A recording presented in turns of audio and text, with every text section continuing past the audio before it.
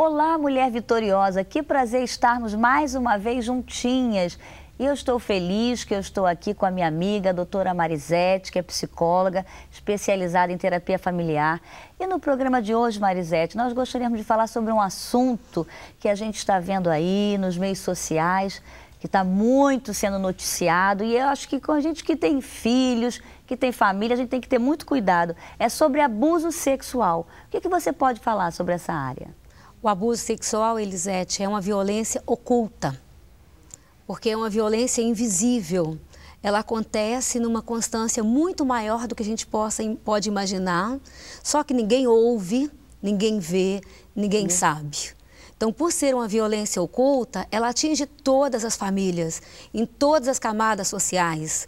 Tanto os pobres, a classe média, os ricos, tanto as pessoas, os evangélicos, os não evangélicos. É muito importante você falar isso, porque as pessoas às vezes pensam assim, talvez no meio evangélico não existe. Mas, infelizmente, existem também casos de abusos sexuais dentro de famílias evangélicas. Ele começa sutilmente, né, dentro de uma dificuldade na área sexual. Então, ele é um tema dentro da sexualidade e, por ser um tema da sexualidade, normalmente nós temos muito tabu com esse assunto, né? Quase não é falado. Quase não é falado, quase não é explorado em termos de conversas entre pais e filhos, em grupos, seja na igreja, seja na escola. Então, dentro da sexualidade da família já existe um comprometimento. A sexualidade dentro de uma família, ela está ligada ao casal. Né? Porque Deus fez o homem como marido e mulher e deu a eles, né, esse lado da vida conjugal que é a sexualidade. Dentro desse casamento, fatalmente vai existir um problema sexual. E esse problema sexual não tratado, ele vai como que um efeito dominó. Contaminando os outros relacionamentos. Então, o início dele, ele começa dentro de uma relação conjugal comprometida sexualmente. Claro que pode existir também, e existe um comprometimento do abusador. O abusador, ele tem um comprometimento emocional. Esse comprometimento emocional do abusador está muito ligado a nível de fronteiras. Ele invade fronteiras, ele acha que tudo que é seu, meu bem, é meu também. Então, o seu corpo também é meu.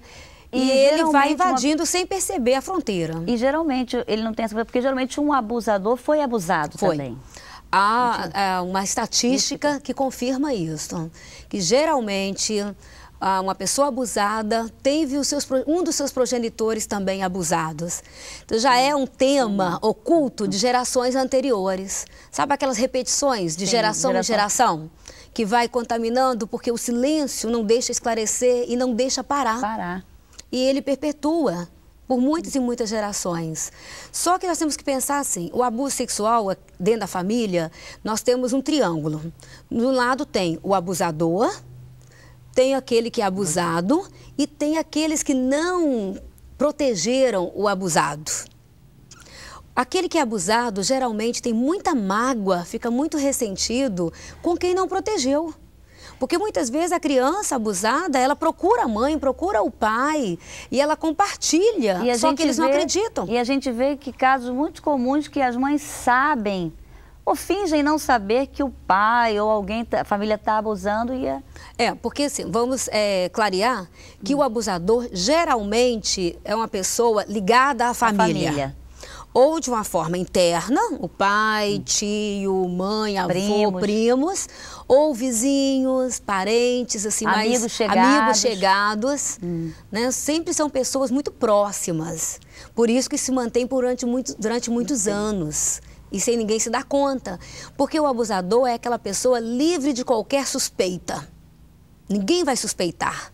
É aquele tio brincalhão, muito afetivo, que coloca os sobrinhos no colo, mas ninguém jamais vai levantar uma suspeita porque é uma pessoa muito boa. Só que por trás existe uma invasão de fronteiras, uma invasão de privacidade. Eu tenho o abusador com comprometimento emocional, eu tenho aquele que sofreu o abuso, que se sente sozinho, não acreditado, não credibilizado na sua fala, e aí ele fica muito mais ressentido e com o sentimento de que um dia ele vai se vingar, só que de forma solitária. E tem o terceiro, que não protegeu. Porque ao mesmo tempo, se foi o pai que abusou de uma filha, esse terceiro é um pai abusador, mas é o meu marido. Então cria um conflito nesse triângulo que a sensação que eles têm de que vão resolver é o silêncio. Então eles usam o silêncio para tentar resolver um desconforto, uma doença muito grave. Por que ela é grave? Porque ela vai perpetuar na vida dessa pessoa que foi abusada. Essa criança vai virar adolescente. Esse adolescente vai virar adulto e vai trazer essa marca, esse registro. Essa criança vai se tornar uma esposa que vai vivenciar a sexualidade com o marido. E o tema sexo foi apresentado de uma forma doentia, de uma forma errada, completamente errada. Então você veja que essa doença, ao longo dos anos, ela vai comprometer uma vida. E muitas pessoas ficam paralisadas na sua história de vida por causa de um abuso. E eu queria que você falasse, você tem alguma vivência de alguém que você atendeu, que teve um abuso sexual e que foi buscar ajuda, foi buscar um atendimento e ela superou e se tornou bênção? Eu tenho muitas experiências, mas eu queria destacar rapidamente duas. Uma é um casal que chegou trazendo uma crise conjugal. E quando a esposa abriu para o marido que ela havia sido abusada sexualmente, quase que clareou para ele também que o problema não estava no casamento deles, mas era uma questão de vida que ela trazia e que repercutia naquele casamento. E ao clarear, ele pôde acolher essa esposa. Ele carinhosamente pôde construir com ela e ressignificar a bênção da sexualidade, para aquilo do qual Deus, de forma saudável, construiu e ofertou aos homens. Porque através da sexualidade nós vamos construir um casamento e vamos perpetuar e popularizar o mundo. E uma outra experiência também que eu guardo com muito carinho, de uma missionária, né, uma moça, uma jovem missionária, e ela trouxe para o consultório uma questão: por que eu não consigo me casar? Por que eu não me interesso pelo casamento? Só que era febre, a sinalização, né, de que ela não se interessava pelo casamento.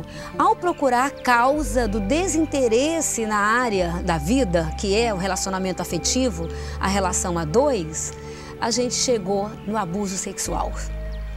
Ela foi abusada sexualmente por um bom tempo, ela guardou isso com ela não contou para ninguém e a mágoa ficou no coração dela. Então ela queria fugir dos homens. Queria fugir da figura masculina. Desse ponto, ela não poderia se casar. E com o tratamento, ela pôde reconstruir também toda essa experiência. Ela desbloqueou a vida que estava parada no passado. Porque, cronologicamente, a gente não para a vida. Ela hoje estudou, estava trabalhando, mas emocionalmente ela estava parada naquele abuso lá atrás. E ela pôde até perdoar esse abusador, perdoar as pessoas que não puderam protegê-la. E hoje, de uma forma assim muito bonita, ela usa a experiência dela para compartilhar com outras meninas que também foram abusadas. Então, por mais difícil que seja a minha experiência, existe um autor da psicologia que diz assim: é mais fácil curar quem conhece a dor da ferida. Olha, e ela usou a dor da ferida para ser uma bênção e ajudar outras meninas que estão passando o que ela já passou, porque ela sabe como é que é estar lá. Amém, que coisa linda. Eu quero, no final desse programa, Marisete, pedir para que você faça uma oração específica. Quem sabe tem pessoas assistindo a esse programa que foram abusadas sexualmente e que estão paralisadas na sua história de vida. Meu primeiro conselho é que você busque ajuda. Vá falar daquilo que tem paralisado a sua vida. Eu tenho certeza que se você buscar ajuda, você vai ser abençoado e o seu sofrimento vai servir de bênção para outras pessoas. Eu quero pedir que você faça uma oração específica por pessoas que estão assistindo a esse programa e estão paralisadas na vida espiritual, na vida emocional, na vida física e até na vida material, porque sofreram um abuso sexual na sua história de vida. Mas eu creio que Deus pode reverter essa situação. Pode orar, Marisete. Senhor, nós queremos te entregar em suas mãos nesse momento. Pessoas que foram abusadas sexualmente. Pessoas, ó Pai querido, que passaram por momentos tão difíceis. Nós imaginamos, Senhor, o quanto elas devem ter sentido de dor, de frustração, de ver pessoas tão queridas fazendo um gesto tão doentio, mas que o Senhor possa tocar o coração dessa pessoa nesse momento, que cada um que foi abusado possa entregar a dor a Ti, possa buscar recursos para desbloquear aquilo que ficou paralisado, que essa dor possa servir de bênção para aquelas outras pessoas, que enquanto pai, enquanto mãe, nós tenhamos o cuidado de olhar as nossas crianças com atenção, com zelo, que possamos ensinar essas crianças também a se protegerem sexualmente, de saber que tudo de bom Deus nos fez. Amém. E que a alegria dos relacionamentos, que a alegria da sexualidade deverá ser bênção para cada pessoa e para cada família. Que as pessoas que foram abusadas reconheçam que o Senhor tem uma cura toda especial para cada uma delas. É que eu te peço em nome de Jesus. Amém. Amém. Olha, um grande abraço, que Deus te abençoe e não se esqueça que você é muito amada por Deus.